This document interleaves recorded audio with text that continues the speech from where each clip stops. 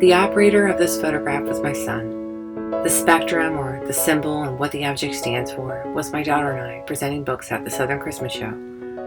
However, as a spectator of this photograph, this is not what captures my interest. While the studium of this picture is my daughter and I presenting, the punctum is my mom's ponytail swishing over the back of the wheelchair while she sat and watched me present. After the event, I scrolled through the photographs my son took.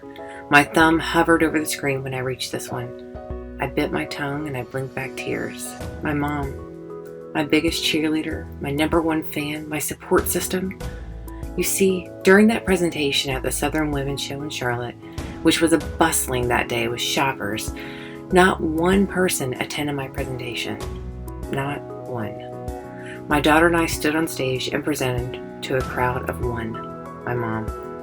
The absence of all others made my mother's presence even more visible. Not one person stopped to listen or even rest their feet while I rambled on stage, but my mom was there, in a wheelchair. The contrast of her youthful, long blonde ponytail to the wheelchair that she sat in, representing her fragility.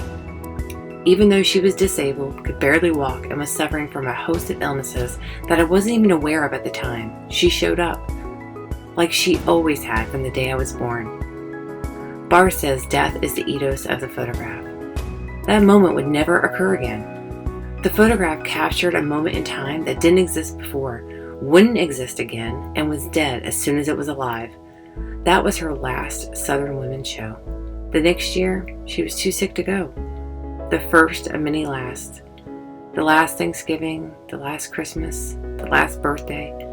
Death captured in a still moment of time. Similar to Barth's, I looked back on these photographs of my mother and I thought, she's gonna die. She's laughing in this picture, but only 1 year or 6 months or 2 weeks later, she will die. Not only is the moment dead, so is the spectrum. As I reflect on these last moments, it's the punctum that pricks me. The blue bandages on her arms covering up bruises from IV pokes. Her nasal cannula serving as a sharp contrast to the cheerful Christmas decorations. The blonde ponytail swishing over the wheelchair. Her eyes watching me with a type of pride only a mother can feel as she sat alone in the audience. They prick me and they poke me and they make me relive the pain, but also the joy of remembering.